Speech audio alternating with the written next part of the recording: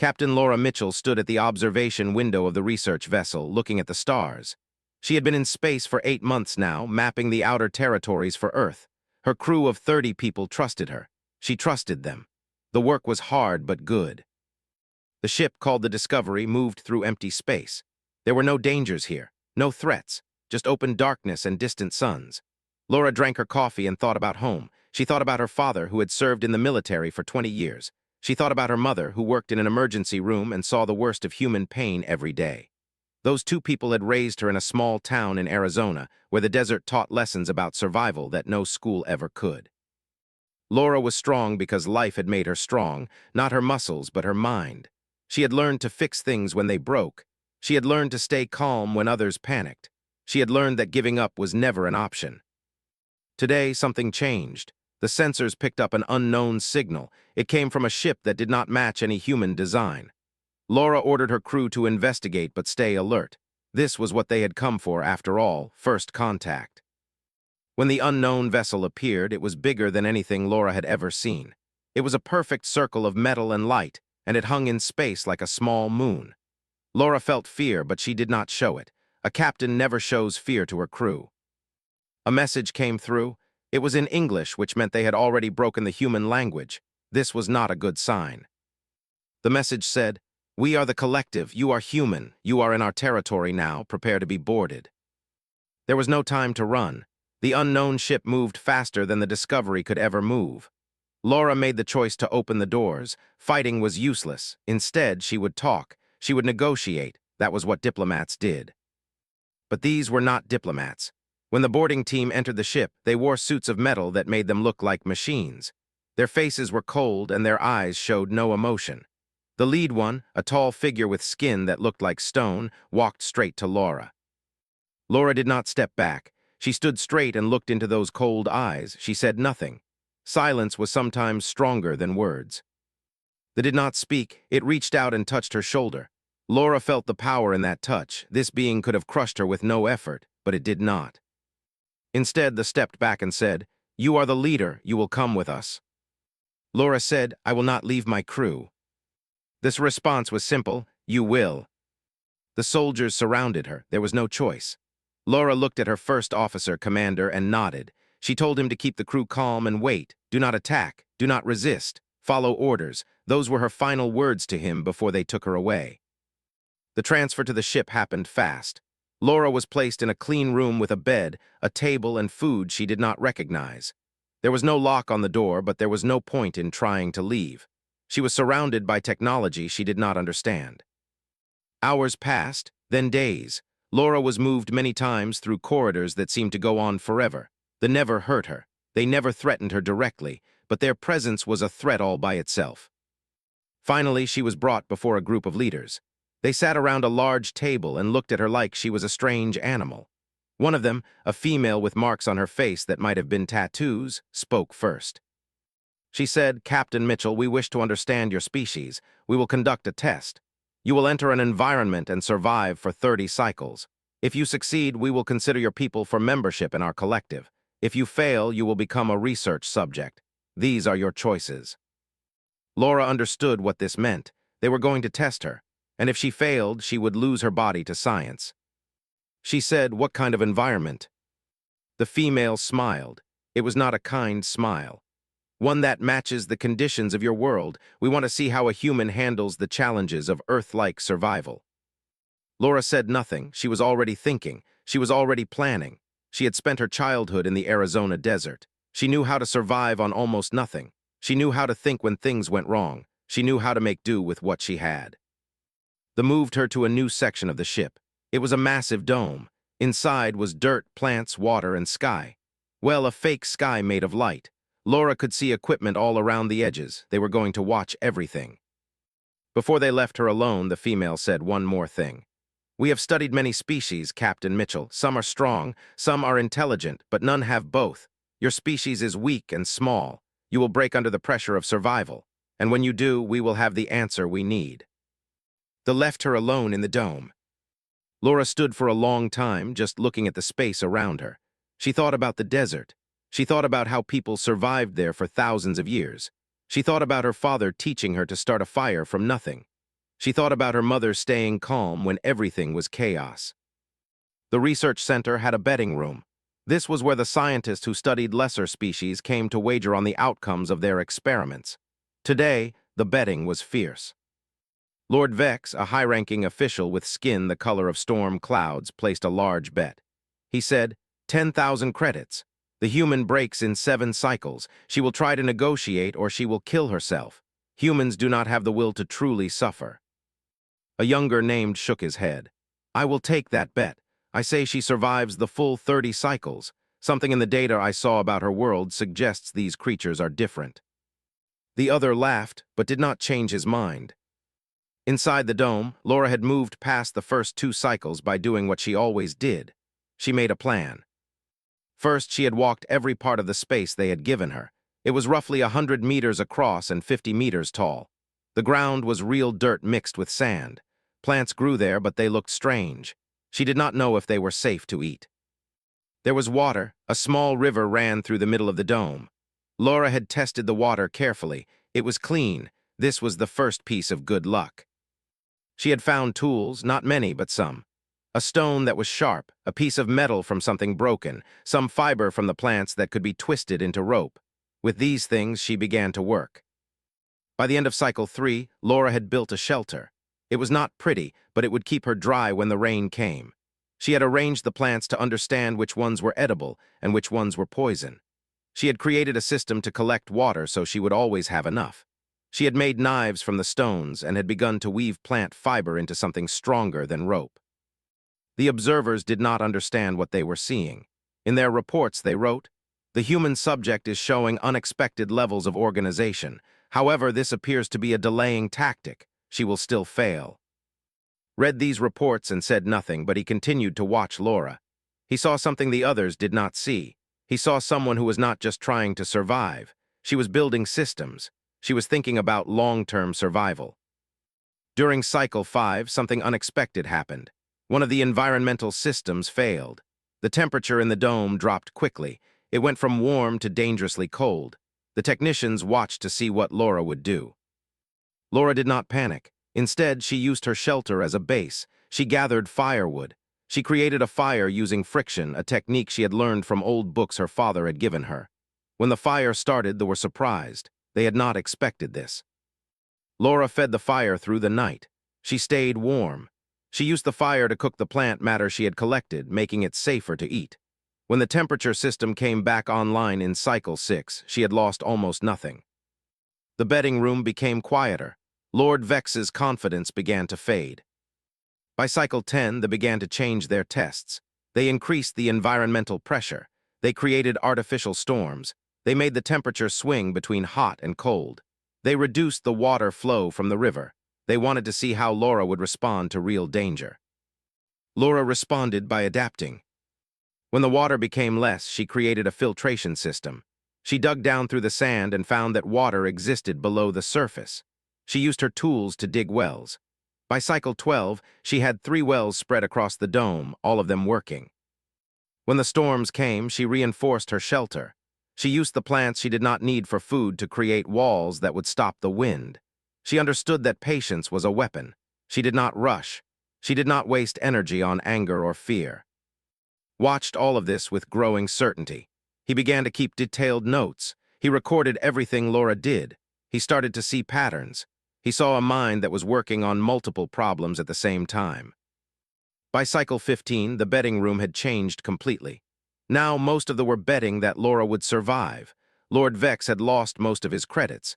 He was angry, but anger would not change the facts. Then at Cycle 18, something dangerous happened. The containment system developed a crack. It was small at first, but it was growing. The internal environment of the dome began to fail.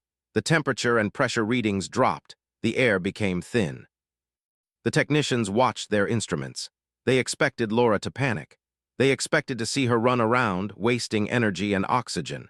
They expected to see her try to break the dome wall or beg for rescue. But Laura did something different. She noticed the change in the air before her body felt the danger. She had learned to read her environment. She knew that something was wrong. She climbed to the highest point in the dome and began to search. She found the crack in the curved wall. It was not large, but it was real, and it was letting the atmosphere escape. Laura did not have technology. She could not seal it with a machine, but she had her mind. She had her understanding of materials. She gathered the plants that produced a sticky substance. She pulled them apart and mixed them with dirt and her own blood. The blood had been shown to her to be useful in different ways. She had cut herself on the first cycle and noticed that her blood had coagulating properties. She had remembered this. She worked for hours. She applied her mixture to the crack. She covered it again and again, building up layers. When she was done, the crack was sealed. The air stopped escaping. The technicians could not believe what they were seeing. They sent a repair team in to check the seal. When they looked at it, they saw something remarkable. It was primitive, but it worked. It worked better than it should have worked. Was there when the technicians finished their inspection. He looked at what Laura had done and understood something that the others were only beginning to see. Laura Mitchell was not just surviving, she was inventing. She was creating solutions that no one had thought of before because she had to. She had nothing else but her mind and the materials around her, and somehow that was enough. When the technicians left the dome, they did not meet Laura's eyes. They knew she had proven something, and once a thing is proven, it cannot be taken back.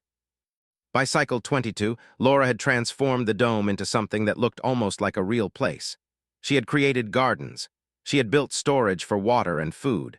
She had made tools that were better than the first ones. She had even created a calendar on the wall so she could track the days. The observers had stopped making jokes. Most of them had stopped talking about Laura as if she were an experiment. She was becoming something else. She was becoming a mystery. Had moved closer to the dome. He had requested permission to monitor Laura directly instead of from the observation center. The council had approved this, though Lord Vex had objected. Did not care what Lord Vex thought anymore. It was during cycle 24 that something strange happened. Laura began to create messages in the dirt. She used sticks and stones to draw symbols and shapes. At first, they did not understand what she was doing. Then realized she was writing. Laura had figured out that she was being watched. She did not know how or from where, but she knew. And instead of hiding from the knowledge, she had decided to communicate. The first message was simple. It said, "I know you are watching." The observation center began to argue. Some said to erase the message. Some said to ignore it, but sent a message back. He used the environmental controls to write in the sand, disturbing just the top layer to make letters. He wrote, "We see you." When Laura saw this, she did not show fear. Instead, she showed something different. She showed curiosity. She began to ask questions through her messages. She wrote, "Who are you? Why am I here? What do you want from me?" Answered what he could. He told her that she was being tested. He told her that her species was new to the galaxy. He told her that the collective wanted to understand humanity.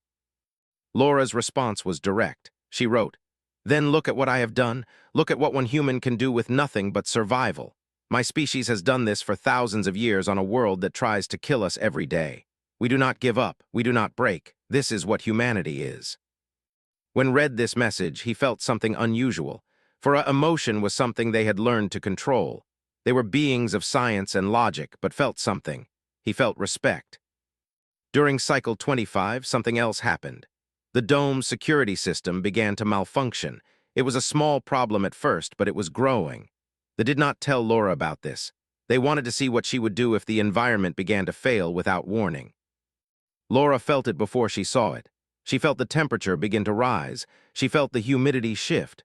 She noticed that some of her plants began to react to stress. She did what she had always done. She began to investigate. It took her 4 hours to find the problem. There was a system underneath the dome that was failing. Water was leaking from the cooling system. If it continued, the temperature would rise to dangerous levels. Laura did not have a choice.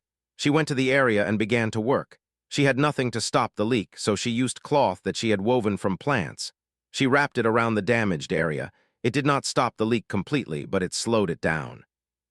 Then she did something smart. She created a collection system. She caught the leaking water and used it to water her crops. She turned a problem into a solution. The technicians noticed that something was happening. They sent a repair team to check the system. When they arrived, they found Laura working. She was dirty and tired, but she was still working. The lead technician was. He looked at what Laura had done and felt a shock of recognition. This was not the behavior of a weak species. This was the behavior of a species that had learned to survive by turning problems into opportunities. Said something to Laura. His suit had translation systems so she could understand him. He said, "Why do you not ask for help?" Laura looked at him. She was covered in dirt and sweat. Her hair was tied back with plant fiber. Her hands were rough from work, but her eyes were clear and focused. She said, "Because I can solve this myself. My world taught me that. We solve our own problems. We do not wait for someone else to save us. We save ourselves." Felt something shift in his understanding of the galaxy. They had always believed that strength came from advanced technology and pure physical power. But what he was seeing in Laura was different. It was a strength born from limitation. It was a strength that came from having no choice but to succeed. He told Laura, "Your test ends in 5 cycles. What will you do then?" Laura said, "I will continue to survive. That is what humans do. We survive and we thrive and we build." When reported to the council, he told them everything. He showed them the records of what Laura had accomplished. He showed them the innovation, the planning, the determination. Lord Vex said, "She is one human, one individual means nothing," but said something that changed everything. He said, "She comes from a world where survival is not guaranteed. Her entire species evolved on a planet that is harsh, unpredictable, and cruel, and because of this, humans have learned to be adaptable in ways that no comfortable species can understand. This is not weakness. This is strength that we do not have." The final assessment took place on Cycle 30. Laura had completed the test. She had survived every challenge that had thrown at her. More than that, she had transformed the dome from a test chamber into a working ecosystem. The council gathered to view the final report. What they saw shocked many of them. Presented the data. He showed them the charts and records of everything Laura had accomplished. He showed them the number of tools she had created, the water systems she had built, the food sources she had cultivated, the shelter she had constructed and improved, the innovations she had made to solve problems that had not even existed when the test began. Then showed something else. He showed Laura's written messages, the communications she had left for her observers, the questions she had asked, the pride she had shown in her achievements. He said Laura Mitchell did not simply survive. She learned. She adapted. She improved every system she created multiple times. She solved problems using materials that we would have considered useless. And she did all of this in an environment she had never seen before, using knowledge from her world. Lord Vex stood up. He said, "She is one human, one individual. This proves nothing about her entire species." But a female council member named Sora said something different. She said, "She is one human from a species that has never been exposed to advanced civilization. She has no knowledge of technology or methods. Yet she accomplished all of this using only logic and the survival training her own world gave her. If one human, alone and isolated, can do this, what could humans do if they were taught our ways?" The council began to debate. Some agreed with Sora, others agreed with Lord Vex. The argument went on for hours. Finally, the council leader, an ancient named, stood. Everyone became quiet, had led the collective for over 500 cycles. His word was final. He said, "We will bring Laura Mitchell before us. We will hear what she has to say, and then we will decide." Laura was brought from the dome. She had been given the chance to clean herself and rest, but the marks of the test were still on her. Her hands were calloused. Her body was lean from the careful rationing of food. Her eyes were tired but sharp. She stood before the council without fear. Asked Captain Laura Mitchell, "Do you know why we brought you here?" Laura said, "You brought me here to prove that humans are weak. You brought me here to prove that my species does not deserve a place in your galaxy. You brought me here to test me like a scientist tests an animal in a cage." Lord Vex said, "And what would you say to those accusations?" Laura said, "I would say that you succeeded in your test. You proved that humans can survive. You proved that we do not break. You proved that we can solve problems that you believe are impossible. You proved that we are strong in ways you do not understand." Sora said, "And what does this strength come from? How is a weak species like humans strong?" Laura said, "My world is called Earth. It is just like your scientists noted. The sun is hot enough to kill you. The cold is deep enough to freeze you. There are animals that will hunt you. There are storms that will destroy everything you build. The earth itself will move and shake and destroy cities, and there is no mercy. There is no safety. There is only survival or death." She paused and looked at each member of the council. Because of this, my entire species learned to be strong, not our bodies, our minds. We learned to work together. We learned to solve problems. We learned to adapt to anything. We learned to never give up. These things are not in our genes. They are in our culture. They are in the way we raise our children. We teach them that hardship is not something to fear. Hardship is the thing that makes us strong. Said, and if we freed you, if we let you go back to your ship and your people. Laura said, I would tell my crew everything. I would tell them about your collective. I would tell them about your technology. I would tell them that humans have a place in this galaxy if we are willing to fight for it. And we will be willing, because that is what humans do. The council was silent. Then Lord Vex said something that surprised everyone. He said, I propose a final test. Let us see if human strength is real or if it is only words. We will place this human in combat with our best soldiers. If she can defend herself, I will accept that humans are worthy of consideration. If she falls, we settle this matter once and for all. Many council members objected. They said it was unfair. They said Laura had done enough. But Lord Vex would not back down. He said, if they are as strong as they claim, this will prove it. Sora looked at Laura and asked, Captain, do you accept this final test? Laura did not hesitate. She said, yes, I accept. Stood up, he said, I will ensure that the test is conducted fairly. Lord Vex said, then it is done. Tomorrow we will see what truth exists in words. That night, Laura was taken to a chamber. She was alone, but she was not afraid. She had spent cycles in a dome with nothing but her mind and her will. She had survived storms and failures and the constant pressure of knowing that one mistake could kill her. A combat test would be different, but it was not new. It was just another problem to solve. The combat arena was a large chamber with walls that could shift and change. It was designed to test a warrior's ability to adapt to different environments. The council sat above in a viewing area. Thousands had come to watch. This was a rare event. Laura was given a choice of weapons. She chose nothing.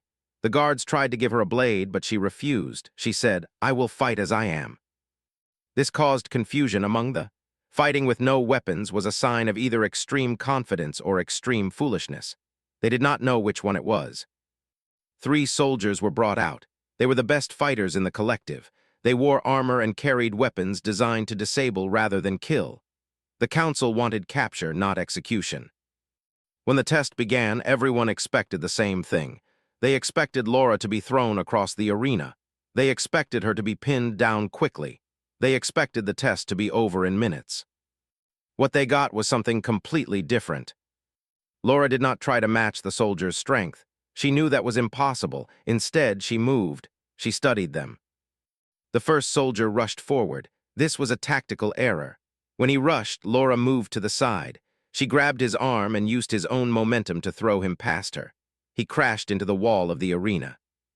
The second soldier came from a different angle. Laura watched his movement carefully. She saw that he favored his left side. She saw that he was fast but not flexible. When he attacked, she did not defend. She created distance. She made him chase her. As he chased, she began to understand his pattern. She understood where he would move next. She understood what he would do before he did it. On the third attack, Laura moved underneath his strike. She grabbed his wrist and spun. She used the momentum to push him toward the wall. He tried to stop himself, but Laura was already gone. He crashed into the wall hard enough to take the wind from his lungs. The third soldier did not rush. He was smarter than the others. He moved slowly and carefully. He tried to corner Laura in the arena. But Laura had spent cycles studying the who guarded her. She understood how they thought. She understood that they believed strength was everything. They believed that speed and power could solve any problem. She used this belief against him. When the soldier advanced, Laura did not run. She stepped toward him. This was unexpected. He hesitated for just a moment, and in that moment, Laura saw his doubt. She said something in a loud voice. She said, "You have already lost." The soldier looked confused. He said, "I have not touched you." Laura said, "You have lost because you believe you must win through force. You believe that strength is the only answer. But I come from a world where belief is everything. A world where the mind is stronger than the body." The soldier continued to advance, but his confidence was shaken. When he attacked, his attack was weaker. When Laura moved, she was exactly where he did not expect her to be. She used his armor against him. She used his strength against him. When he swung, she created angles that made him hit the walls instead of her. When he tried to grab her, she moved in ways that his armor prevented him from following. Finally, after 10 minutes of combat, the soldier dropped his weapon. He said, "I cannot defeat you." Laura did not celebrate. She simply stood and looked at him. She said, "You can. You are stronger. You are faster. But you do not understand how to think like a creature that must survive on a harsh world. You do not understand that in my world, victory is not always about power. Sometimes it is about wisdom." The soldier bowed his head. He walked back to the holding area. 2 of his comrades had already been defeated. All 3 of the soldiers had fallen to a single human who had no weapons and no armor. The arena fell silent. The council did not know what to say. Then stood in the viewing area. He said something loud enough for everyone to hear. He said, "Laura Mitchell has proven what I said. Humans are strong not because of what they inherit, but because of what they learn. A single human with no training in combat has defeated our best soldiers. Imagine what an entire species of humans could do if they were trained in our ways." Lord Vex said, "One test does not prove everything." But Sora said, "Yes, it does. We have tested humans in survival. Humans won. We have tested humans in innovation and problem-solving. Humans won. We have tested humans in combat against beings far more powerful. Humans won. There is no other test we can give." Everyone became quiet. He said, "The collective has made a decision. Humans will be invited to join our alliance. We will share knowledge with them. We will trade with them, and we will respect them as equals." When he said this, the arena filled with sounds. Some were cheering, some were angry. Lord Vex left without speaking. Laura was brought back before the council, approached her. He said, "You have changed our understanding of the galaxy, Laura Mitchell. We thought your species was weak. We were wrong. What you have shown us is that weakness and strength are not always what they appear to be." Laura said, "My people have a saying. What does not kill you makes you stronger. Earth is a hard world. My species is not strong because we are lucky. We are strong because we had to be. Every generation had to survive. Every generation had to overcome. This is our nature." Sora said, "And now you will return to your ship." Laura said, "I will, but on one condition." Everyone waited for her to speak. Laura said, "My crew was taken along with me. They have been held somewhere on this ship. I want them freed. I want my ship released. And I want a guarantee that no other human will be harmed or taken for testing without consent." Said, "This is acceptable. Your crew will be freed today. Your ship will be returned to you with full honors, and any human that the collective encounters will be treated with respect." Within hours, Laura was reunited with her crew. Commander ran to her and grabbed her. He was crying. He said, "We thought they had killed you. We did not know if you were alive." Laura said, "I was alive, and I did what humans do. I survived." The Discovery left the ship. As it moved away, Laura stood on the bridge and looked back at the massive station. She thought about what had happened. She thought about the dome and the cycles of testing. She thought about the combat arena. Most of all, she thought about why she had won. It was not because she was stronger. It was not because she was more intelligent. It was because she came from a world that demanded everything from its people. It was because her parents had taught her that giving up was not an option. It was because humans had learned, across thousands of years, to survive. When they returned to Earth, Laura would tell this story to others. She would tell them that humanity had a place in the galaxy. She would tell them that their strength came from the world that raised them. And she would tell them that the future was waiting for those who were brave enough to take it. As the Discovery jumped to faster-than-light speed, Laura looked at the stars and smiled. The galaxy would never be the same, and neither would she. She sat in the darkness and thought about what she would do. She thought about her father, who had taught her to read people and situations. She thought about her mother, who had taught her that sometimes the best way to win was to see things the way others did not. She thought about Earth and the desert and the sun that had beaten down on her childhood. She thought about becoming strong not because she wanted to, but because she had no choice. And she understood something that they had not yet learned. Strength that comes from choice is easy to break. Strength that comes from necessity is unbreakable. Tomorrow they would learn this truth. The council became silent. Even Lord Vex had no answer. As Cycle 25 ended, Laura stood in the dome and looked at what she had built. She thought about her crew on the Discovery. She thought about her parents. She thought about the desert sun that had taught her to push forward even when things seemed impossible. She did not know what would come next, but she knew that whatever the threw at her, she would survive it, because that was what her world had taught her to do, and that teaching was stronger than any technology. They had chosen their victim thinking she would be easy prey. What they were learning was that some prey fights back, some prey is not prey at all. The remaining cycles would be easier. Laura had already won what mattered, but they were beginning to ask a dangerous question. If a single human could do this, what could an entire species do? Then she got to work. She began to walk the dome, looking at every corner, every plant, every piece of the environment. She found water. She found stones. She found things that seemed useless but that she knew could be useful if she was smart. Laura did not know why they thought she was weak. Maybe they had never lived on a world where the sun could kill you. Maybe they had never gone without water for a full day. Maybe they had never had to choose between fear and survival. She began to build. The test had started, and Laura Mitchell had no intention of losing. They watched from their hidden sensors, expecting her to break, but they had made a mistake. They had chosen a victim they did not understand.